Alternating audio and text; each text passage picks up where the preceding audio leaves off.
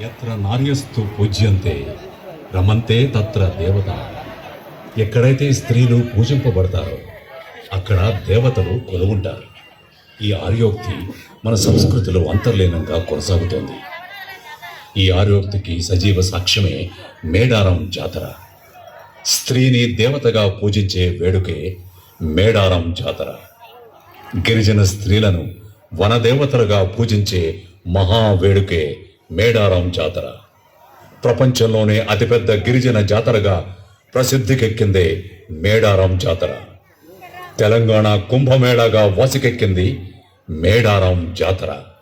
ములుగు జిల్లా కేంద్రం నుండి 44 కిలోమీటర్ల దూరంలో తాడ్వాయి మండలంలో ఉన్న మారుమూల అటవీ ప్రాంతమైన మేడారంలో దట్టమైన అడవులు, కొండ కోనల మధ్య ఈ చారిత్రాత్మకమైన ఈ జాతర జరుగుతుంది.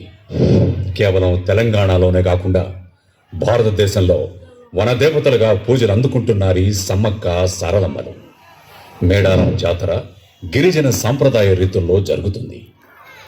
మన రాష్ట్రం నుండే కాకుండా పొరుగు రాష్ట్రాలైన ఆంధ్రప్రదేశ్, మహారాష్ట్ర, మధ్యప్రదేశ్, ఒడిశా, ఛత్తీస్గఢ్, జార్ఖండ్ రాష్ట్రాల నుండి కూడా లక్షల కొద్దీ భక్తులు తండోపతండాలుగా తరలివచ్చి మొక్కులు చెల్లించుకుంటారు. ఈ జాతరను ప్రభుత్వం 2014లో రాష్ట్ర పండుగగా గుర్తించింది. 13వ శతాబ్దంలో నేటి జగిత్యాల జిల్లా ప్రాంతంలోని పొలవాసను పాలించే గిరిజన దొర మేడరాజు, ఆయన ఏకైక కుమార్తె సమ్మక్క. పూర్వం కోయదొరలు వేట కోసం అడవికి వెళ్లిన సందర్భంలో అక్కడ వారికి పెద్ద పులుల కాపలా మధ్య కేరింతలు కొడుతూ ఒక పసిపాప కనిపించింది. ఆ పాపను కోయదొరలు గూడానికి తీసుకెళ్లి దాచారు. పాప గూడానికి వచ్చినప్పటి నుంచి అన్ని శుభాలే జరగడంతో కొండదేవతే ఆ రూపంలో ఉందని గిరిజనులు నమ్మారు. మాఘశుద్ధ పౌర్ణమి రోజున ఆ పాపకు సమ్మక్క అనే నామకరణం చేశారు. సమ్మక్కను మేడరాజు మేనల్లుడైన మేడారం పాలకుడు పగిడిద్ద రాజుకిచ్చి పెళ్లి చేశాడు. ఆ దంపతుల సంతానమే సారలమ్మ, నాగులమ్మ, జంపన్న. మేడారాన్ని పాలించే కోయరాజు పగిడిద్దరాజు కాకతీయుల సామంతునిగా ఉండేవాడు. కరువు కాటకాల కారణంగా కప్పం కట్టలేకపోతాడు పగిడిద్దరాజు. కప్పం కట్టకపోవడం, మేడరాజుకు ఆశ్రయం కల్పించడం, కోయ గిరిజనులలో విప్లవ భావాలు నూరిపోసి రాజ్యాధికారాన్ని ధిక్కరిస్తున్నాడనే కారణంతో పగిడిద్దరాజును అణిచివేయడానికి తన ప్రధానమంత్రి యుగంధరుడితో సహా సైన్యంతో మేడారంపై సమరశంఖం పూరించాడు ప్రతాపరుద్రుడు.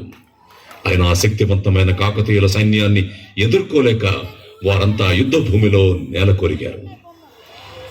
కాకతీయ సైన్యం చేతిలో చనిపోవడం ఇష్టం లేక జంపన్న సంపెంగ వాగులో దూకి ఆత్మహత్య చేసుకున్నాడు. అదే వాగు ఇప్పుడు జంపన్న వాగైంది. తన కుటుంబం మరణించిందన్న వార్త విన్న సమ్మక్క శివంగిల యుద్ధరంగంలోకి దూకింది. కాకతీయ సైనికులపైన విరుచుకుపడింది, వీరోచితంగా పోరాటం సాగించింది. ఆమె వీరత్వం చూసి ప్రతాపరుద్రుడు ఆశ్చర్యపోతాడు. కానీ ఒక కాకతీయ సైనికుడు దొంగచాటుగా సమ్మక్కను బల్లెంతో వెన్నుపోటు పొడుస్తాడు.